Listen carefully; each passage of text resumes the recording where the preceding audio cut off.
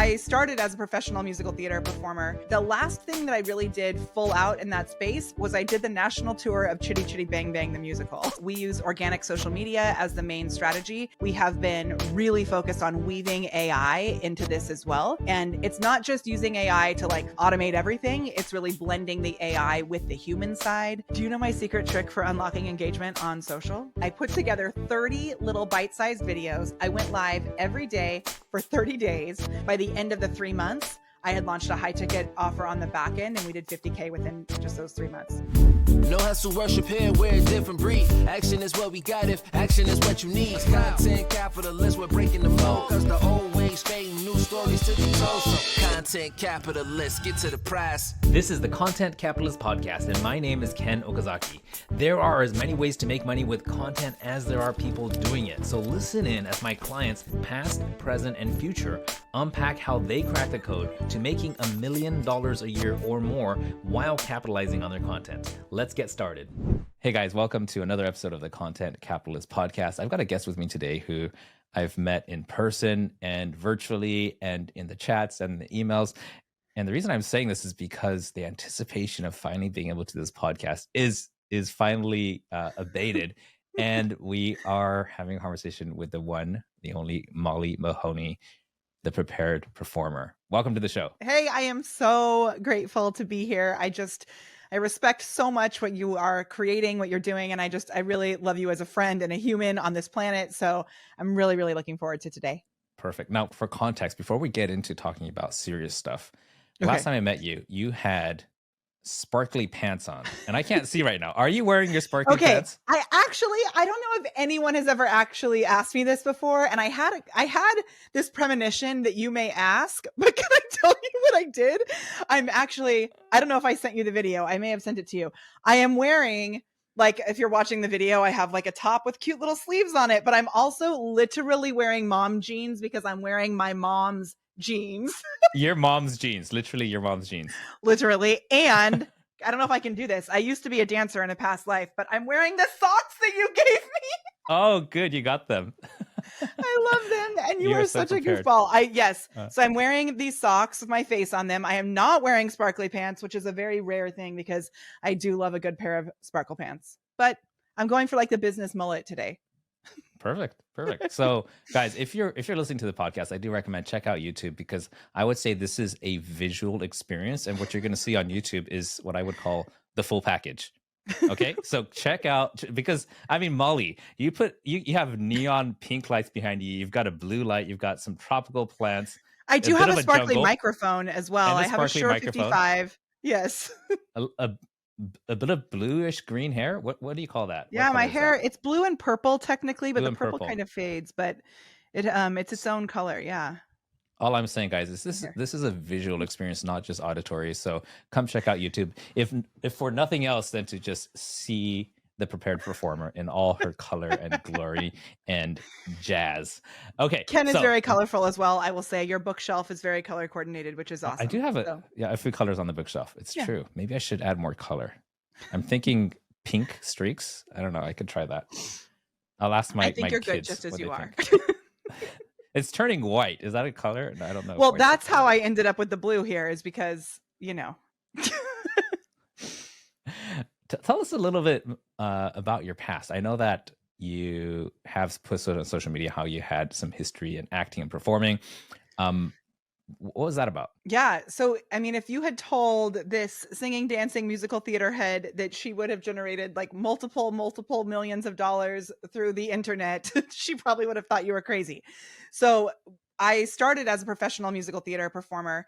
That's what I did growing up. And then when I went and got my BFA, and then I did cruise ships, singing and dancing on cruise ships, and then moved to New York. And in New York, I went to auditions all over, crazy town audition stories, and ended up booking lots of work at really amazing theaters at random places in the country, like Fort Atkinson, Wisconsin, in the middle of Wisconsin in a cornfield, doing all sorts of musical theater productions. And the last thing that I really did full out in that space was I did the national tour of Chitty Chitty Bang Bang the musical. So it was really fun. I got to meet Richard Sherman, who wrote, I don't know how many of his movies you watched as a kid, but Mary Poppins and Bedknobs and Broomsticks and Chitty Chitty Bang Bang. He wrote all of those songs and with his brother. And so I got to meet him. I got to do a movie with Dick Van Dyke, which was one of the most just No amazing. way. Yeah, I cried the whole way home because I was so grateful.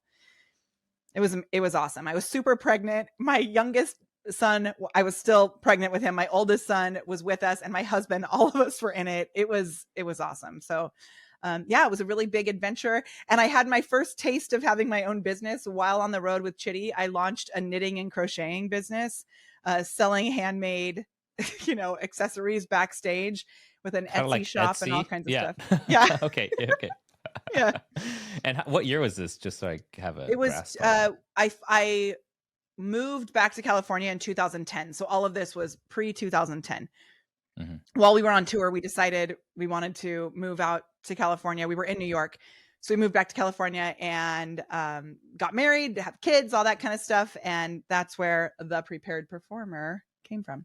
I'm curious about something. Just kind of popped in my mind. When it comes to like professional dancing, yeah, and let's say sports, athletics, and things like that, there's kind of like a commonly accepted like age range. Like, okay, like in NFL, what do they say? It's 8 years on average before you retire, right? Yeah. Is there something equivalent like for dancing, like well, live it was definitely dancing, performing? That was definitely part of the reason that I decided to pull back, because there's a weird time period, especially for women, where you're not really you're not young enough to be the ingenue and you're not old enough to be the character actor. And physically, the things that I was doing at that time physically were pretty insane. And so it was like, I'm sure I could have kept going. I have several friends who have kept going through that transition. But for me, I knew that if I took a break now, I had really done what I wanted to do in that space. And I knew I had other opportunities that I wanted to pursue. And I know that I can always go back to it. And now, I mean, every time I speak, I sing, like, now I'm really just taking my own show everywhere I want to go. So the content piece really became my own version of a performance. And now I'm, with speaking and everything, it's like I'm in control. I'm like the producer and the performer at the same time. Amazing. Now, speaking of singing, I have this tradition in my business. Okay. Where and every morning we have what we call morning huddle. And what happens is you just do this thing where we say, hey, what I feel like expressing is, and I might just say something like, I had an amazing coffee this morning, or I got great sleep, or I'm struggling with whatever. Okay. Now, what happens is after you say your thing, you're going to call the next person's name. And there's like 30 of us, or maybe 20 of us, depending on the day, right? So I'm going to say, Molly, what do you feel like expressing? Now, if you get the name wrong, that means you're not paying attention. Like, because I want everybody to pay attention. And if you get it wrong 3 times in a row, you have to sing solo for 30 seconds. So, that is just this thing, right? And it's just kind of our fun thing we do internally. Now, on the show right now, she's a producer. She actually won like an international championships of singing. So a lot of times we're just like hoping she gets it wrong so she gets to sing for us. Her name is Sandy. And I don't know, Sandy, if you're listening to this, talking about you, obviously. But Molly, what is the song you love singing? Tell me about that. Oh, like, one of your favorites. Well, when I speak, I almost always sing Somewhere Over the Rainbow, and I tie it into whatever I'm speaking about. And from time to time, I thought, I should change that up. But it's a song that really resonates so deeply with people.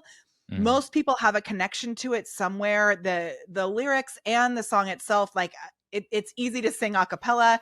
I also can like put my own little nuance into it. So I don't know if you know that I was a singing teacher. That's really what I did with the prepared performer when I first started. I was a vocal coach. So I heard on one of your podcast episodes, you said something like, are there voice coaches to make your sound, your voice more soothing or resonant? And yes, there are. But you're giving me ASMR effects right now. Oh, that's my favorite thing to do as an MC after lunch is to do my ASMR intro, where I just whisper like, all right, we're back from lunch. This is my ASMR intro. Okay, stop already. I'm trying to focus. You're putting me into like a deep, like, okay. Have you ever actually, you did that like live on stage? Oh, I do it all the time. And then everybody kind of, because it's hard to get attention after lunch. But does it work without headphones though, like on speakers? Oh, it like, totally works because people look around. I mean, they see me on stage and they start noticing it, and then they all look around, and then everybody gets really, really quiet because they can't really hear what I'm saying. It's a really good trick. But yeah, I love Somewhere Over the Rainbow. I also really love like painfully slow, sad songs like Spring Can Really Hang You Up the Most. So like heartbreaking jazz ballads. And then my favorite song to sing, like in a business setting, is Whitney Houston's I Have Nothing. Ah, that one's so powerful. Like It that gusto is amazing It's that our she did there. so it's actually, we have a whole launch strategy built around that song because it really follows the ebb and the flow of what I believe we should be creating if we are leading someone to purchase. That if we came out with the key change right away, even if it's Whitney, you'd be like, whoa. But she just really brings us in. And that's kind of what we do with Mm, our content is we bring people in and then lead them energetically towards that key change so that they're like, take my credit card. It's good. amazing. Yeah. Now, I want to talk a little about what you're doing right now. So, why Okay. don't you give us a 30,000-foot view? Who do you help? What kind of results do you help them get? And how do you accomplish that?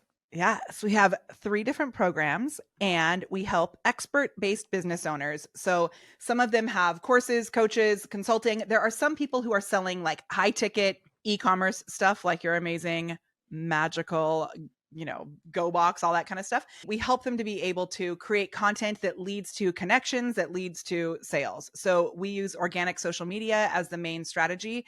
And since 2021, we have been really focused on weaving AI into this as well. And it's not just using AI to like automate everything, it's really blending the AI with the human side. And so now what we focused on is really AIifying your entire business. And so Mhm. in our content club, we help people to AIify their marketing, combining the human with the AI, right? And then we have a mastermind called Social Sales Stars where we help people to get to consistent 10K months. And then we have another program called Glam where we help them to scale beyond that. Perfect. Yeah. And is there like a certain type of industry that gets the best results working with you that you've seen? Yeah, we found that it's really if you are an like stepping forward as the expert. So we want our clients to have what we call a 3-tiered offer. So they have some sort of low ticket entry level and Hmm. then can lead to something high ticket on the back end. If they don't have that piece in place, it can be harder to really get, major financial return with it. Yeah. And we do have a few clients who are doing mostly like brick and mortar, like physical products, but they really Yep. have to be bringing themselves to the forefront and be building a community. We have one client who has 3 brick and mortar locations in Mystic, Connecticut. And Hmm. it's just so awesome to see how she's not just sharing the products that she's selling, but she's really telling a story and building that connection with her community. Got it. Got it. Yeah. So I think that's there's a lot of people pretty much who can use what you're doing. Yeah. Let me ask you a question before we jump into like what's working right now, which is the section I want to go into next. But tell me about the name Prepared Performer. Were you finding a lot of people unprepared and you kind of wanted to to help them to think differently? Like what's with the name? Yeah, I mean, so I have my BFA in theater and in dance, theater and dance. And we got no training in how to actually have a business as a performer. And there was such a stigma around making money and like the starving artist thing. And when I got to New York, I really was like, what do I do? Luckily, just by total random chance, a friend of mine that I had worked with in Vegas was actually at the airport when I got there. This was like before the internet, really. I mean, there was the internet, obviously. I'm not that old, but there wasn't like Facebook. And, I don't even know how we figured out that we were both at the airport at the same time. So at the airport, we exchanged information and she gave me this printed out guidebook of like what places to go to for auditions. It was such a gift that she gave me, but I thought like, how do normal people figure this stuff out? And luckily I had, friends from college who helped me get a job at Ellen Stardust Diner, which was like the singing waiter restaurant in New York that's awesome and crazy.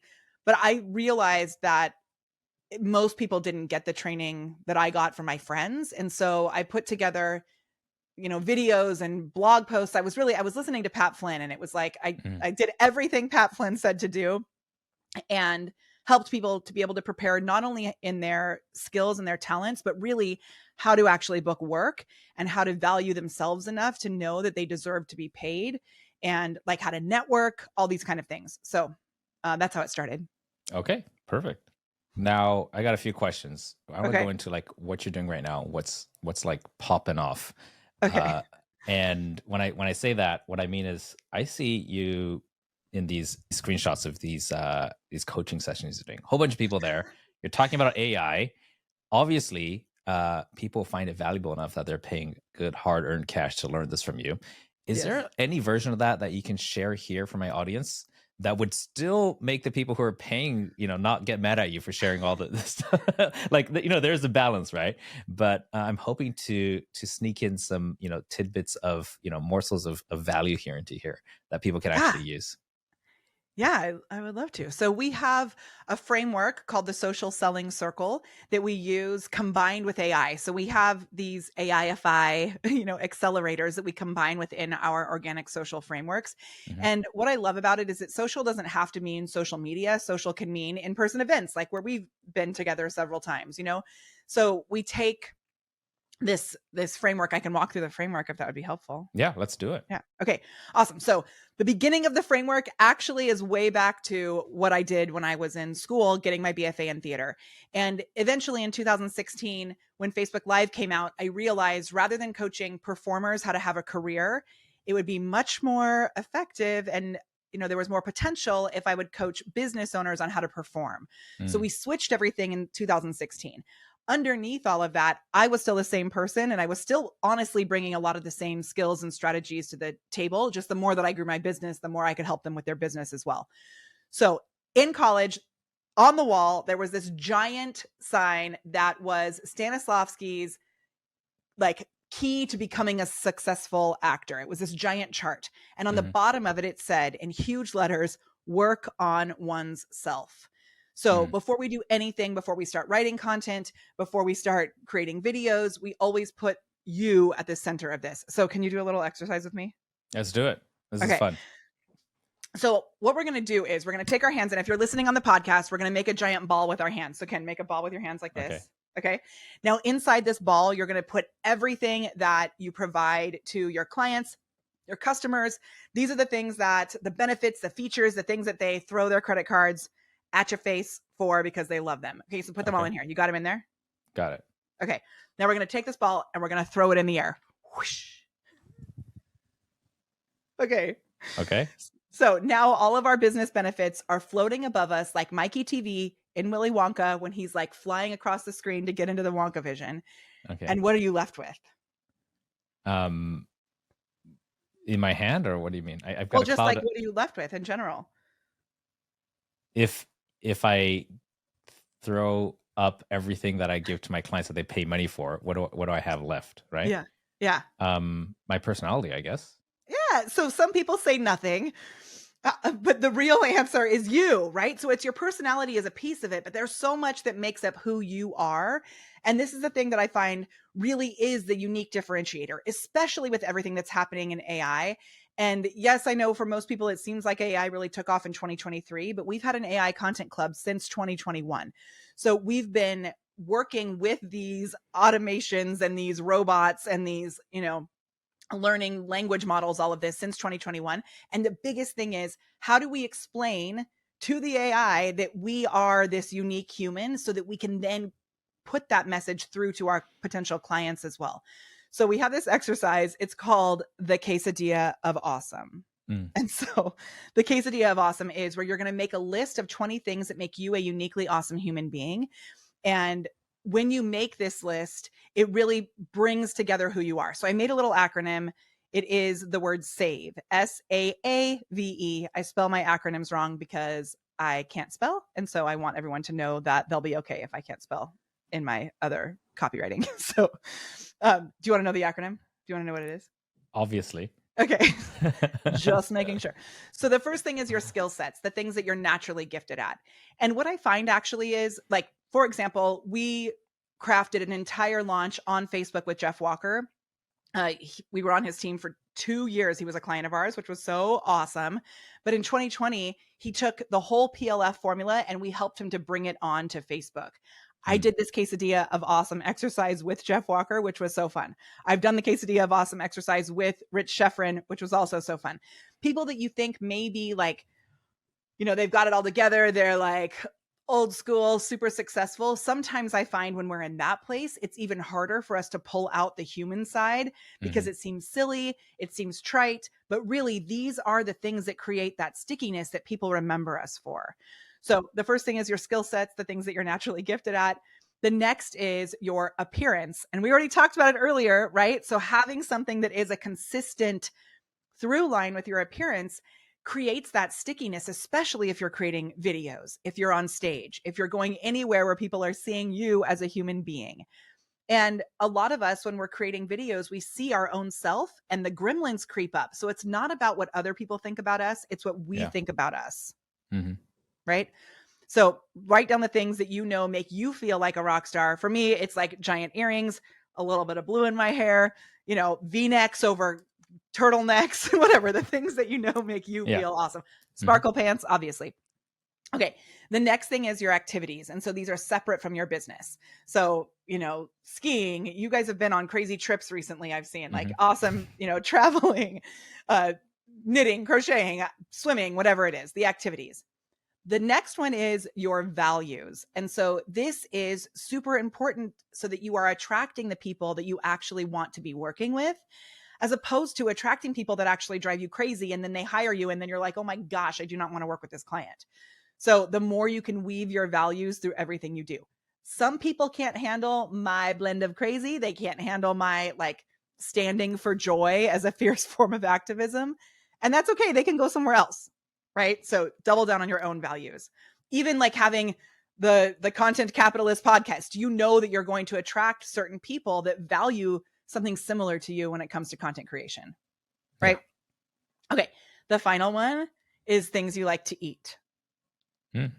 Okay. Okay. So do you know my Surprising. secret? Do you know my secret trick for unlocking engagement on social? Food? It is a very specific type of food. So what you do is you go to your personal profile on Facebook. It works best on Facebook. It can work on LinkedIn as well. It's just a text only post and you write these 5 words: Brussels sprouts, yes or no.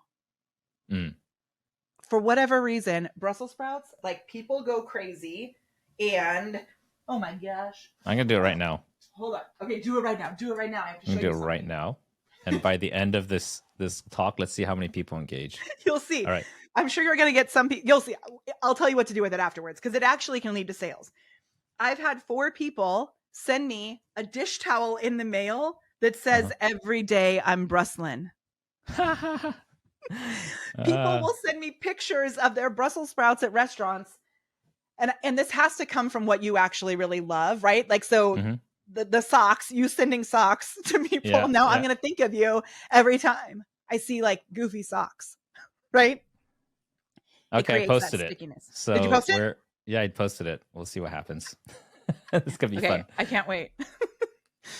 So once you have that list of the things that make you uniquely awesome, we're going to do this really scientific thing. So take your fingers, and if you're listening on the podcast, just go to YouTube. Okay, but you're going to take your fingers and you're going to tap your fingers on your chest. So tap them on your chest like this. And then we're going to do this thing. You're going to move your shoulders. Okay, moving your shoulders. You're doing good. You're doing good. And then you're going to hum a little bit like, okay. And now you start to feel your own awesome going through your entire body. And I call this the money dance. So this is the money dance. You're going to do that. Okay. Okay. Doesn't it feel good? I'm not yet, but I think I'll get there if I keep going. It's a little bit better when you stand up also, but really probably, yeah.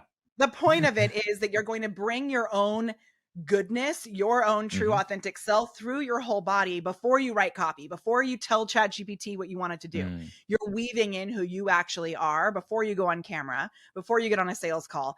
And that is a foundational thing that leads to everything else that we do strategically with all of our, we can get into more like hardcore sales strategies, but that as a foundational piece makes such a huge difference. I love it.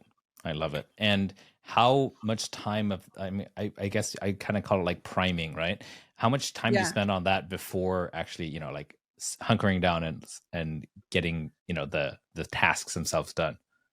Like, Great what's that question. ratio? So I mean, initially in the beginning, we have a training that our clients go through when it comes to AI, where they get really clear on their brand messaging. They get really clear on their ideal client. They get really clear on their specific messaging around their different Hmm. products. And Yep. so that you would take like a couple hours to really get clear on that in the beginning, maybe even, letting it ruminate for weeks until you like really get it down.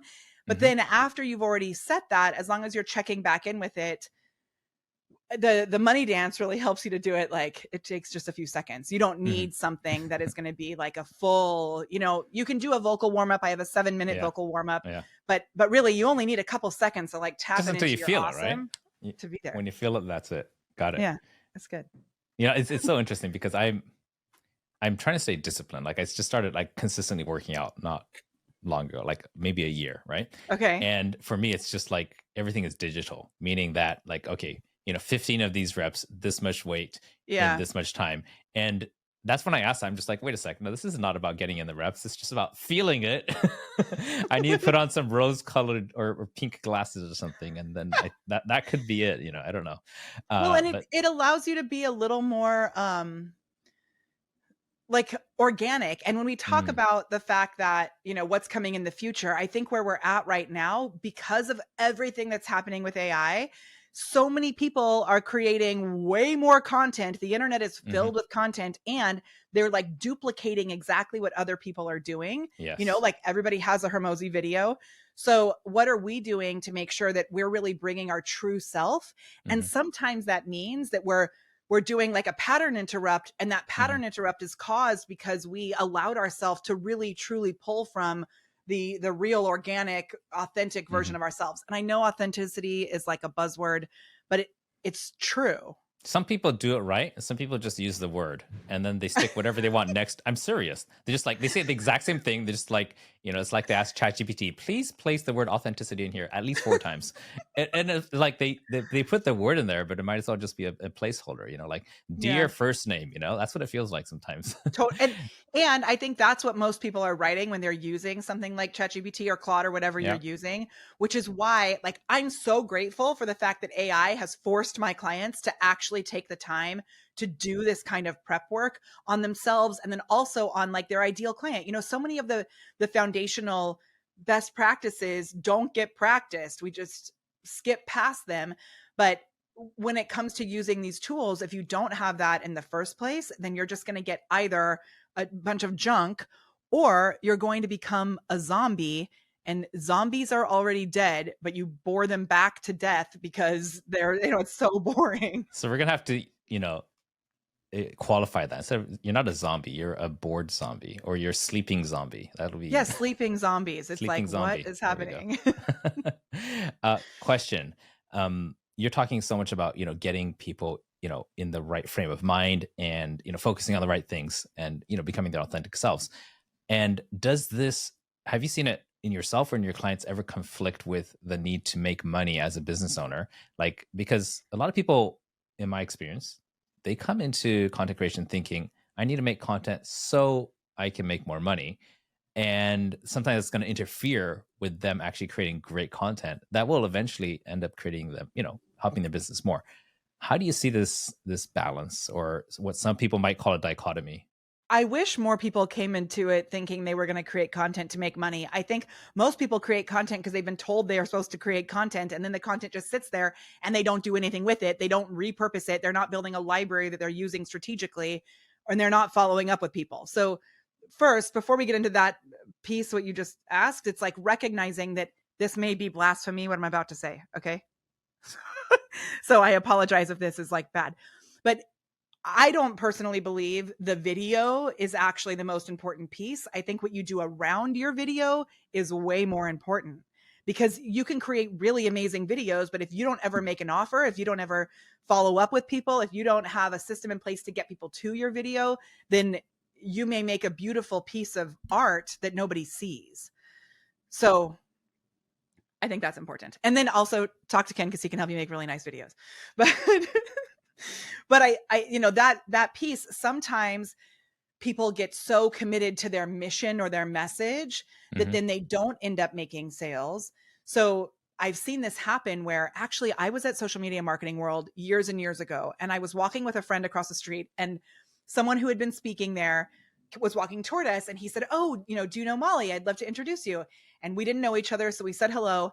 And then he said, "How you doing?" And this person was holding a giant box of books. And his whole body was like deflated. He dropped the books on the ground and he said, "I'm horrible." And I was like, "What?" And he said, "I just overdrafted my bank account to get these books out so that I could go to this book signing." And my heart broke into a million pieces. And I was like, "What are you talking?" And I just had met him, but I like grabbed, he was taller than me. I like grabbed his face. I was like, "Please tell me, like, I can help you with this." And he said, "I'm on all these stages. Like Twitter shouted me out as like the top live streamer in the world," or whatever it was, some big, huge thing. And I actually have his book. I just saw it yesterday on my shelf. But he was like, "I'm doing all of this stuff. I've been all over the world speaking about this, but I cannot figure out how to monetize it." And it made me so sad. And so what we tell our clients, which I think is really important for all of us to keep in mind, is that there's two sides that you have to have when you're using content to create revenue, to build a business. One is your intention, which is from your heart. What are you looking to create in the world? What's the impact that you're looking to make? Are you looking to motivate? Are you looking to educate? Are you looking to inspire? What are the things that you're looking to create as a human being, human to human? And on the other side, what's your objective? So are you, what are you selling? What's like the real tangible result that you're bringing? And it can go both ways, where if all you're thinking about is your intention, you're not going to you're going to overdraft your account getting your books out, which is like really horrible and a shame. And then on the other side is if you're only selling and you're not doing any of the other piece, that's where you become what we call a salesy weirdo. And it's like, you're just going to be so hard sell that people are going to be turned off because that's all you're about. So if you can find that nice balance, bring in the authenticity with the like business strategy, that's like when it really works. Amazing. Could you tell me, like, when people come in to get your help, what's the question on their mind? Like, "Hey, I'm really struggling with X. Could you help me with this?" What is that thing that you're seeing the most common that people struggle with? Yeah, we actually did a really cool exercise with AI this week where I had a list of like, what's your top questions that I did on a social media post, and a bunch of people asked these questions. Actually, I also have a question that I ask our clients. Every person that comes into our Sales Stars Mastermind or Glam, I ask them, "What was the reason that you decided to invest in yourself by being with us here today? Like by making this investment? What was the reason that you decided to invest in yourself?" And I've saved every answer inside a spreadsheet, and I pull that out and I feed it into ChatGPT. Every once in a while I redo it and I have it kind of analyze the answers. So I love looking at this. And recently, one of the things that came up the most, like they're usually looking for leads and sales, right? And conversions. The one piece, and to save time, because they're spending so much time, honestly, usually like creating content, or they're spending so much time spinning their wheels, but they're missing the piece of actually converting those people who are following them into sales. But one other thing that came up, because I just did this with AI yesterday, going through these answers, was consistency. And that's really, I think, an inner game, like with you working out as often as you are, that's like, it takes a lot. And so, sometimes I think that we think like, if we do this one thing, it'll be good. Someone this morning, I was doing an interview this morning, and somebody said, "Yeah, I thought if I posted to unlock the engagement on my Facebook like once, it was going to be good."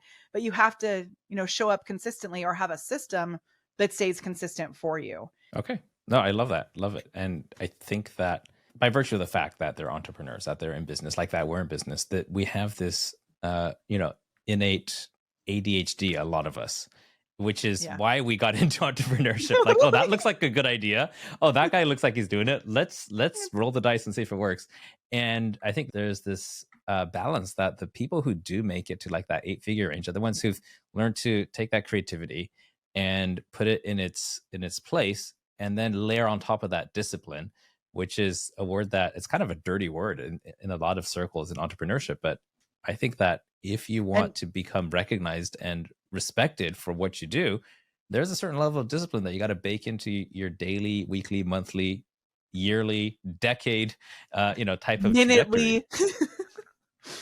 Yeah, and it's like focus, right? I mean, for us, if we didn't stop doing, and this was just me at the time, but in 2016, if I didn't stop doing everything and only focus on Facebook Live, Hmm. we wouldn't have done what we did, right? I am I'm like a cuckoo, multi-passionate human, but deciding to focus on Facebook Live in 2016. In Yeah. 2018, we decided to focus on messenger bots. And that gave me so many opportunities because it gave me something that I could be known for and made it so that people could understand.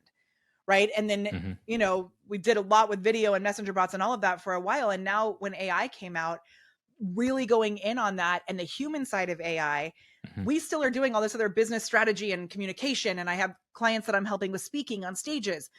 But by choosing that thing to really focus on, and it makes it so that people can understand what you're even about or what you're Yeah. helping, they can recommend you. Yeah, that makes so much sense. I like that. I like that thing, focusing on one thing. Being known for too many things means you're not known at all. You're forgotten, and which is sad because the jack of all trades are actually probably some of the most useful people around. But you got to get noticed these days, and it is something that I drill down really early on with my clients too. It's like, what's the one thing you want to be known for? We had a client, Dr. E is her name, and her Okay. TikTok is the new method. And she said, I want to be the next Dr. Oz. And she was so committed to that.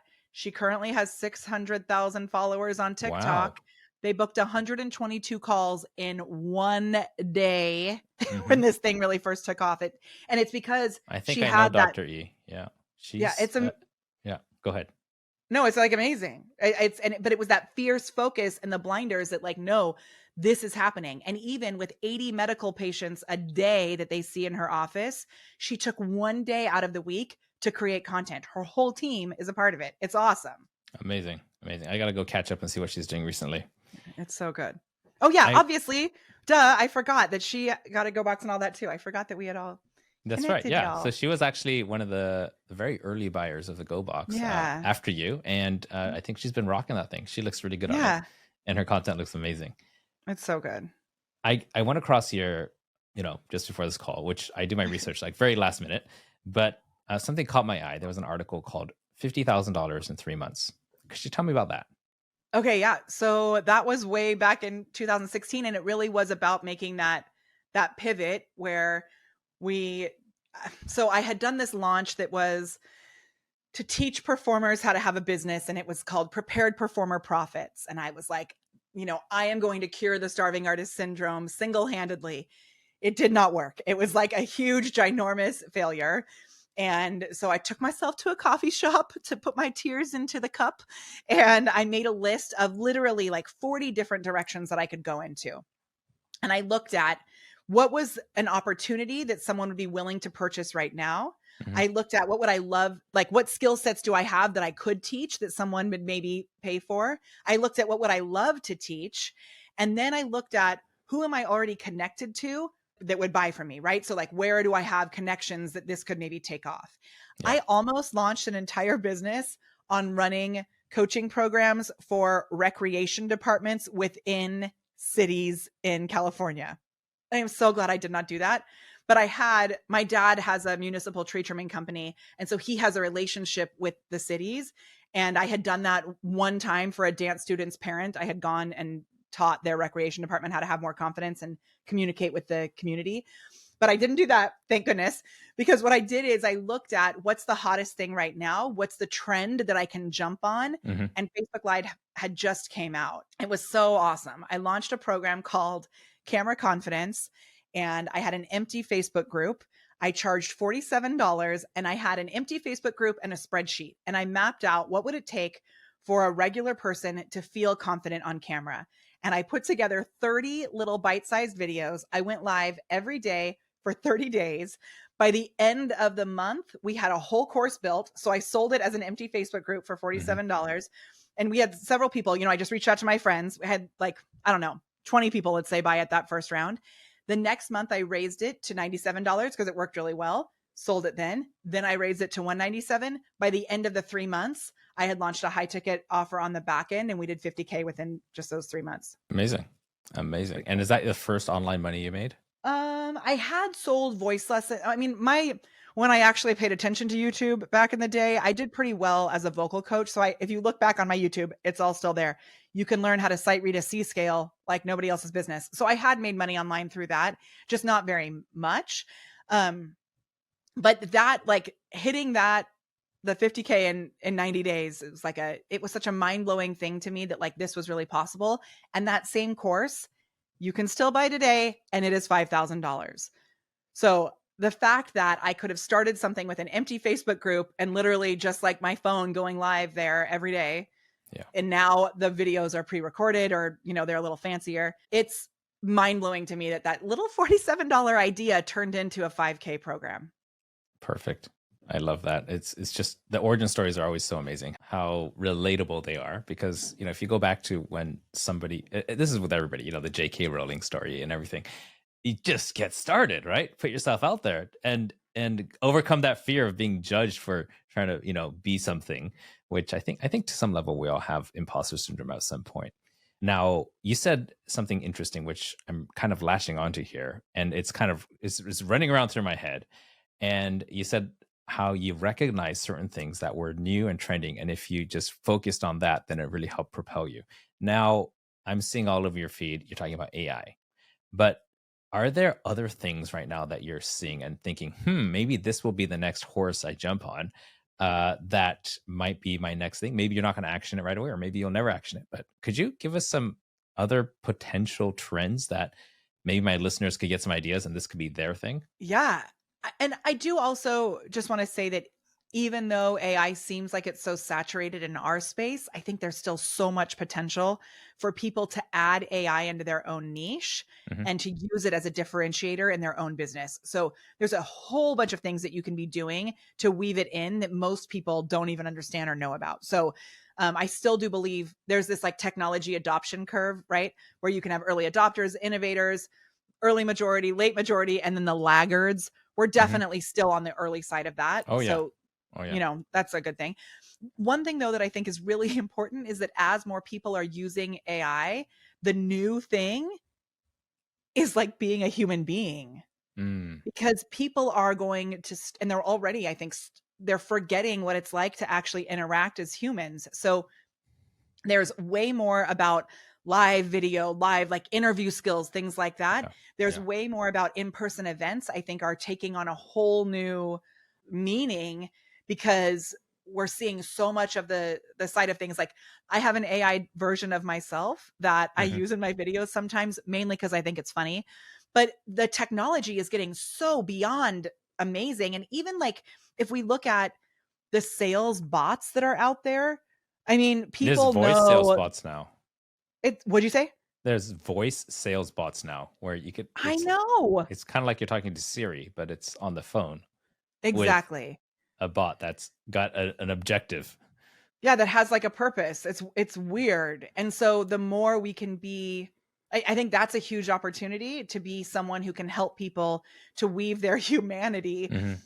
through this, Okay. and still find ways to obviously use automation, but it's that mix between the organic and the crafted, or the non-organic, that we can combine those two Yeah. together.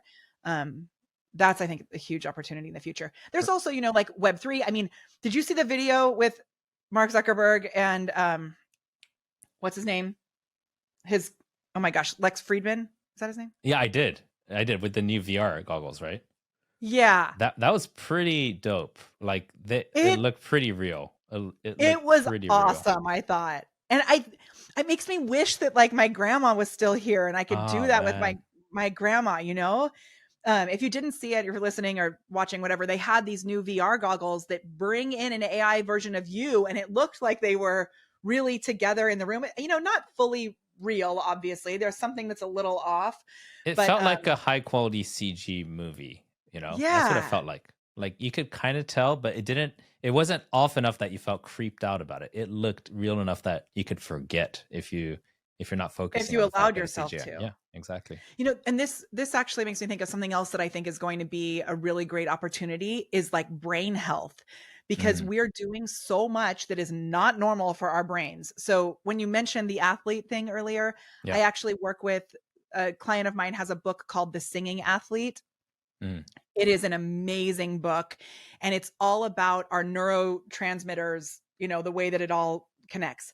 He has done $100,000. I like get goosebumps when I think about it because he now has sold $100,000 worth of that actual book. Mm-hmm. Not only in like the things he's done on the back end of it, it's a really amazing book.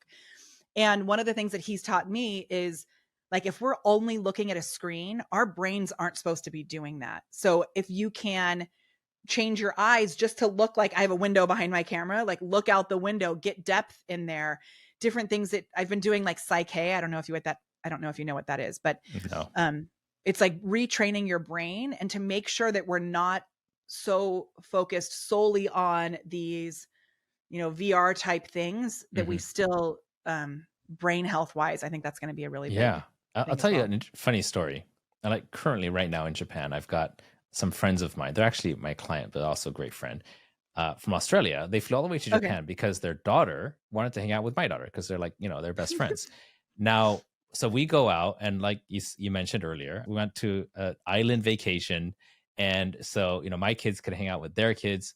And what's going on is my girl is in her hotel room and theirs is in theirs. I'm just like, hey, don't you guys want to hang out together? Like flew all the way from Australia. It's like, we are. And they're on their phones on Discord. Totally. And I'm like, we're on a vacation resort island.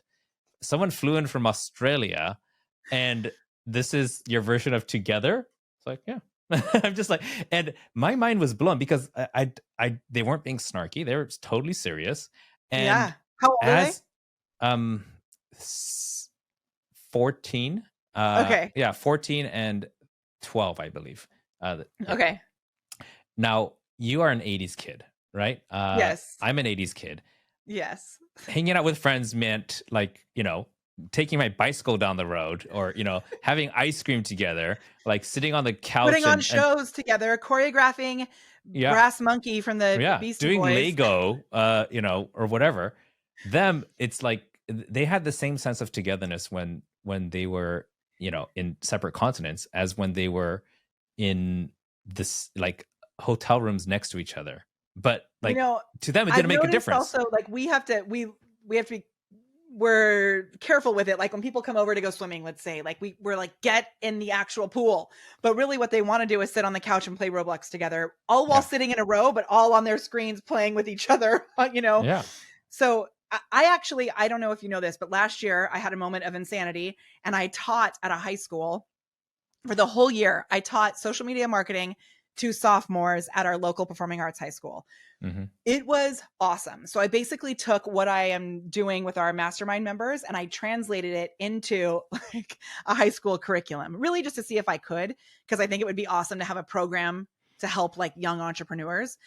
And one thing that I found so interesting was actually how opposed to technology they were and how they were really standing for, obviously they got in trouble for being on their phones all the time, but like they really also were standing for the fact that it's like how it silos us and how depression and things like that can come up as well. So it was inspiring to see their opinions about AI and that kind of stuff too.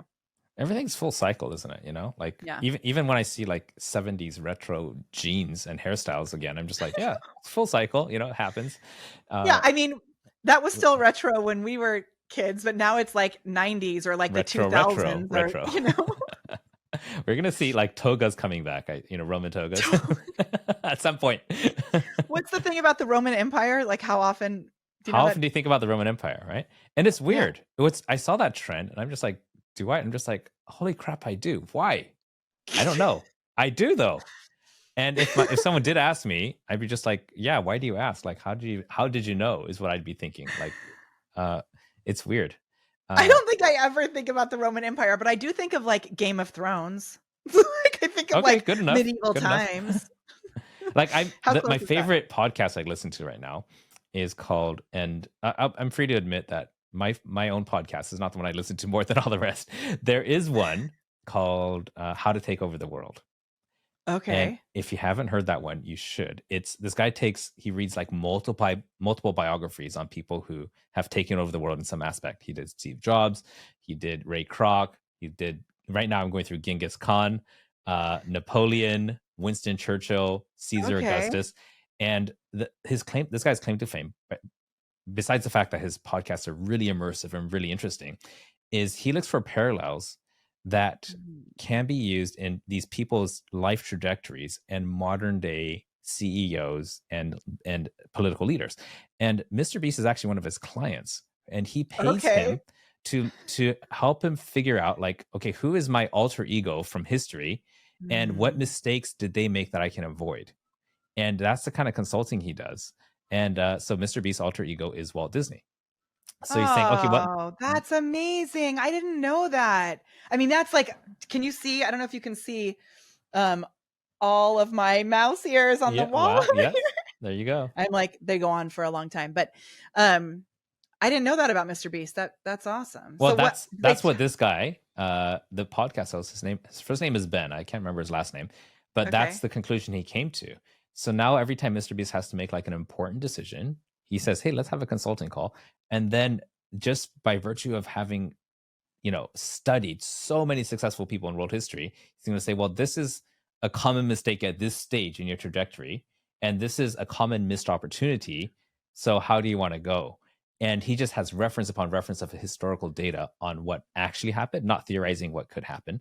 And now, so his podcast, super entertaining, but then he's monetized that in a completely new way, which is amazing. So cool. But you should listen to it. It's really good.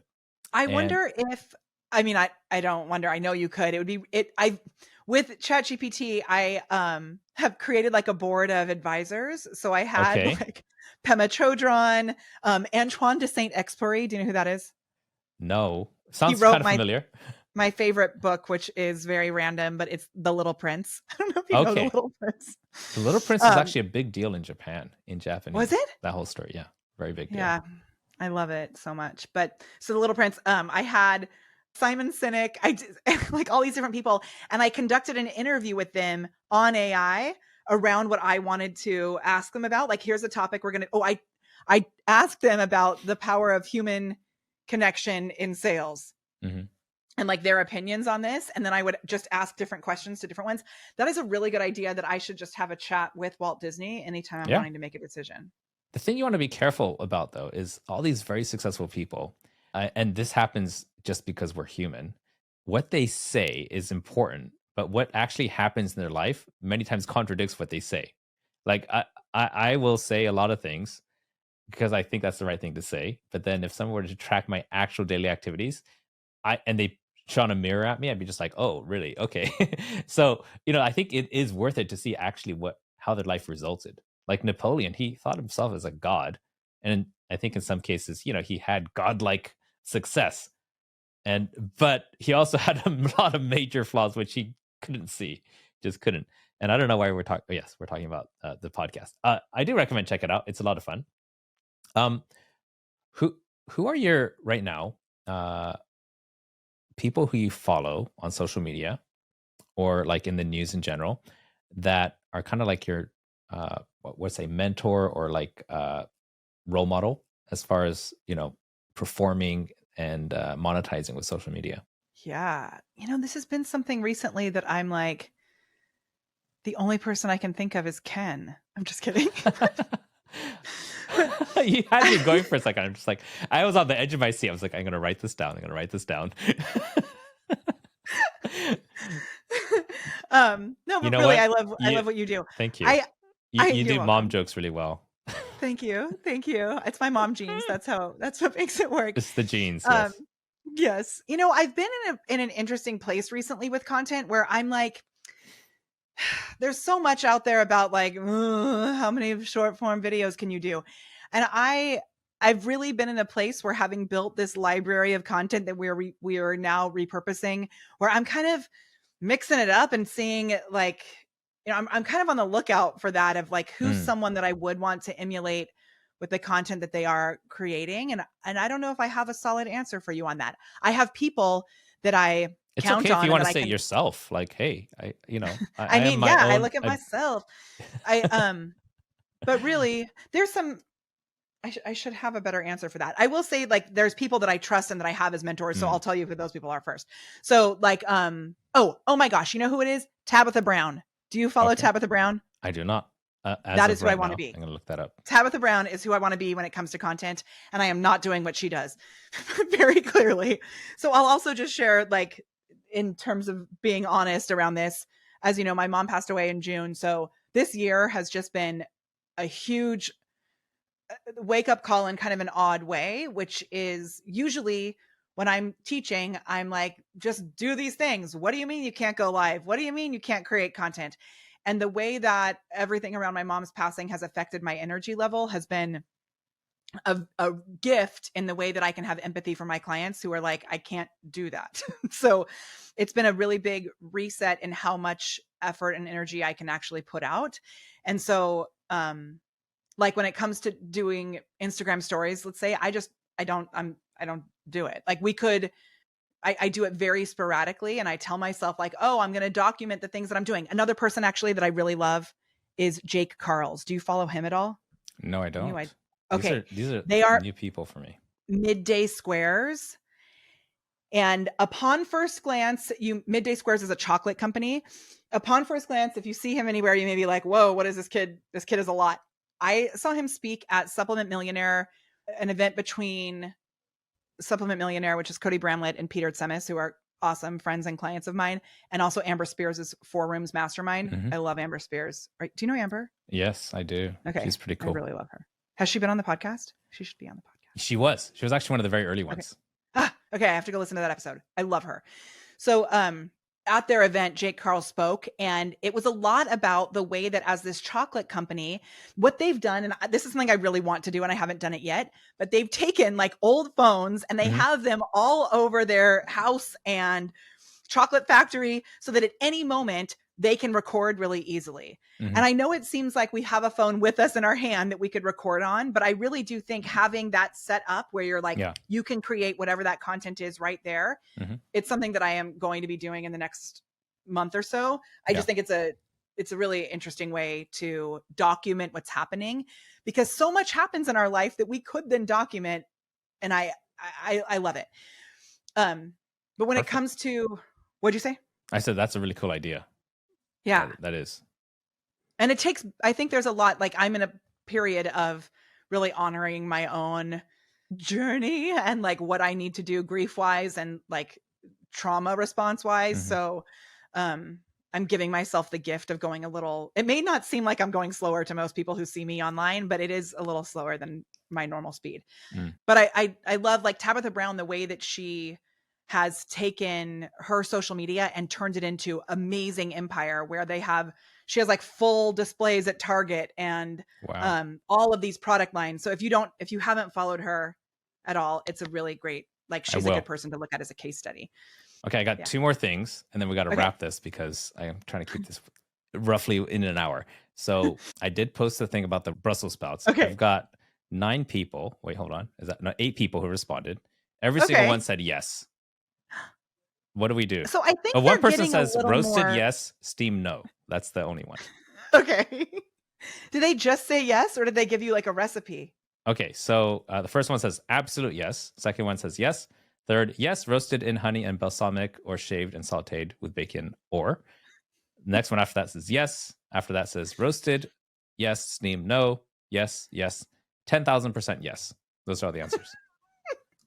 So sometimes you'll get something, I just commented on it also, but sometimes you'll get something that's like, oh my gosh, this is the worst idea ever. Throw them in the trash can. I'm never talking to you again. It's like the iPhone and Android debate happening.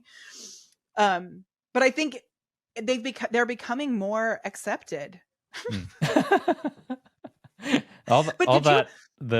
racism, the vegism is fading away. It's true. But do you know there's a story behind this actually, that in the 50s, when they changed something in the way that they did farming, and they recognized that certain types of Brussels sprouts were easier to farm en masse. But recently, like in the last 10 years, someone recognized that strain of Brussels sprouts was really bitter and not delicious. So they started bringing back the old strain of Brussels sprouts, even though it took longer to actually create it. They were more delicious. Okay. Well, that's the story behind it. So what's the, like, what do you do now? So we're looking for like people on both sides of the fence. Is that it? Yeah. So the question doesn't actually even matter. All that's Yeah. happened now is now you have 5 humans that you Engagement. can go talk Yeah. to. So what we actually do is, do you ever use the friends lists on Facebook? In what way? I Do you know think so. do you know what I mean by that? I don't know if it's appropriate to screen share here. Oh, you're good. Can I screen share? Okay. Yep. So I can see, like, I'm going to, Alex, who commented on your post, I am friends with, so I can use him as an example. So here we are. Okay. So well, first of all, usually I say don't put a background behind it. So just straight text. Okay. So that may, if you tried it in the future, may get you more comments, but 9 comments in 35 minutes, that's not shabby.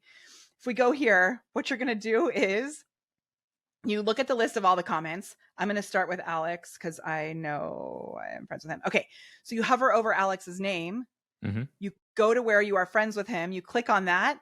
You edit friend list. And I teach this strategy a lot, but now I can actually put him into, like, let's say he's a power partner. Like, he's someone that I know may want to have me on a show or may want to recommend me to someone. So he would go in my power partner category on my friends list.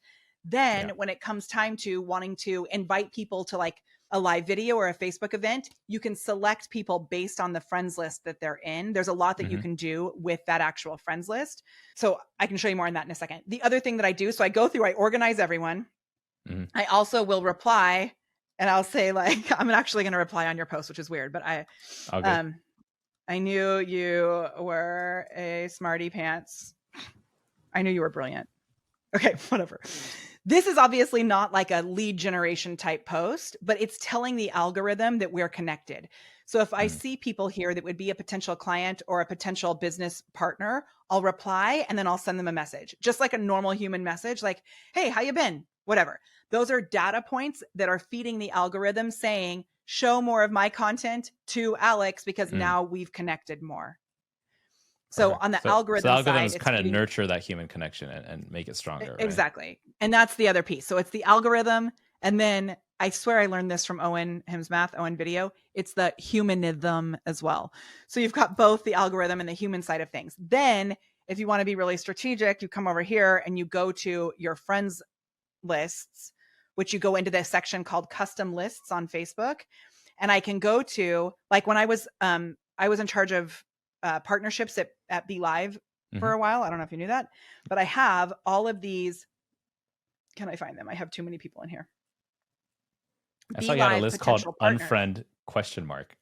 Oh my gosh. Yeah. I have one that's unfriend ? Because those are the people that I'll remove. Yeah. Because I just don't have to show us. You don't have to show us. It's okay. As long as I'm not on there. You're not on there. But these were all people that I was friends with who were in the Be Live Facebook group. So if I want to, like, really strategically network, if I want to make sure that people, like, get that little ding, ding, ding that I exist, I'm going to come here. I go right click, open a new tab, right click, open a new tab, right click, open a new tab, right. I'm, like, very strategic about it. Yeah. I put in 10 minutes of engaging on their content. Like, Nick and I are supposed to talk and I should send him a message. It reminds me of people that I'm supposed to follow up with, right? I can come through and then I've done my networking for the day. It takes me like 10 minutes. We call it our star tasks. I love it. So this is like, you're pretty much using Facebook as a CRM at this point. Yeah. Like the way you're categorizing and following up. Totally. So it's like old school. This is what I've been doing forever. You can also, if you want to take it one step further, watch this. I can actually drag and select everyone on this list and copy it. And if I open a spreadsheet, I can paste it into a spreadsheet and all of the links will be there. Now, this is very, like, guerrilla marketing style. So then what I do you could put that right into, like, ManyChat or something too. Oh, totally. So the only thing that's tricky is that you can't pull their actual information. Like, it's hard to get that actual information. So that's why we use Group Track. Are you using Group Track at all? I used to use it. It was a bit glitchy, but maybe I could try again if they fixed it. It's getting a little bit better now, as all tools do. So the cool thing with Group Track is that, like, if I go into, we just did a pop-up Facebook group that just closed. And in here, we only left our clients inside the group. So people could buy the replay. So we've got like 300 people or something in this group right now. But all of these people, I have their information. When I hover over this, it pops their information up here that shows, like, their email and all of that, because they had to answer questions when they joined the group. Yeah. 200 people. But all of this engagement, I'm tracking it in a full CRM with pipelines that connects to High Level. This is getting really good. And I feel like I want to follow up with you and figure out more of this stuff, or just join all your courses. But we're coming to the end of the hour, and I really want to thank you and appreciate you for sharing everything you did share. Thank There's you. something I really want from you, though, because you are Okay. a prepared performer and you Always. have professional training. With all the passion you can muster up, I want you to look straight at the camera at somebody who's got a business.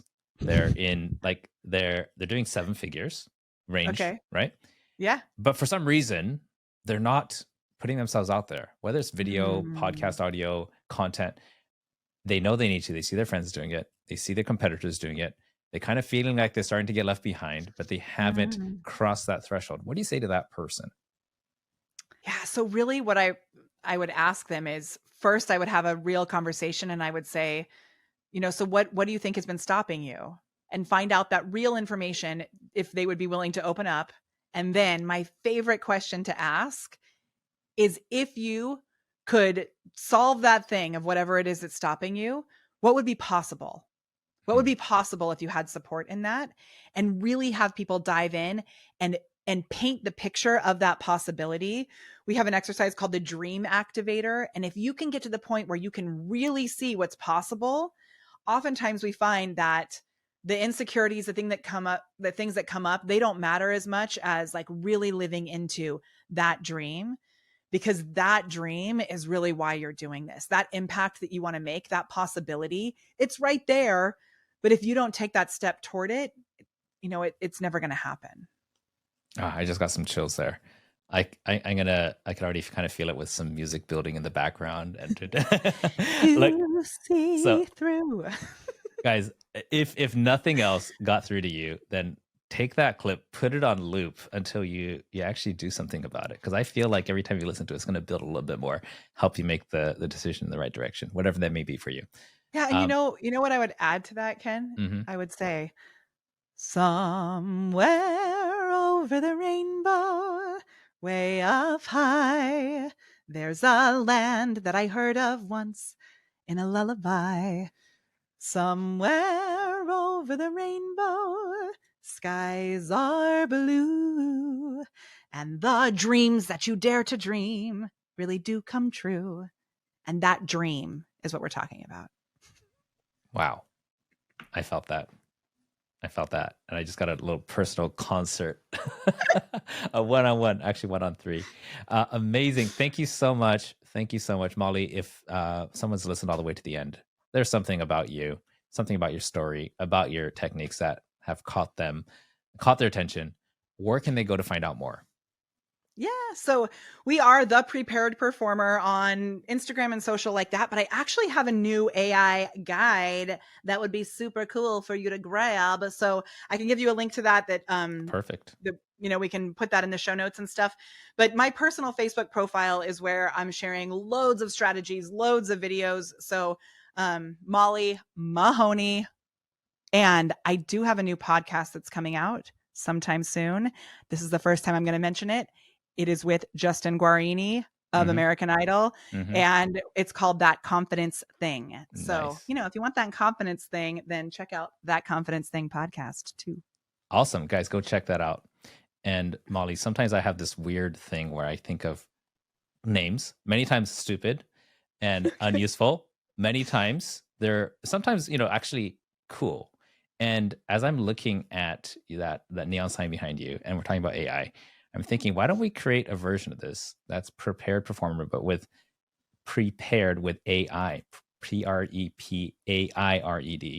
So then you prepared. That is a good one. I don't know. Like to pair you with something. I've been doing you pair with someone, but then you also have AI inside. Yeah, prepared. Yeah, we have Molly, like MOLLAI. Okay, is our AI chat that we have. Just for sounds our like clients. fancy. Molly. I'm not Molly. I'm Molly. Exactly. Oh, like it. Okay. It's a good Anyhow, one. let's wrap this. Thank you so much for being on the show. I appreciate it. And Thank you. I appreciate you. for everybody listening, I'll see you again next week. No hustle worship here, we're a different breed. Action is what we got if action is what you need. Content capitalist, we're breaking the mold. Cause the old ways fade, new stories to be told. So content capitalist, get to the prize. This is the Content Capitalist Podcast, and my name is Ken Okazaki. There are as many ways to make money with content as there are people doing it. So listen in as my clients, past, present, and future, unpack how they crack the code to making $1 million a year or more while capitalizing on their content. Let's get started.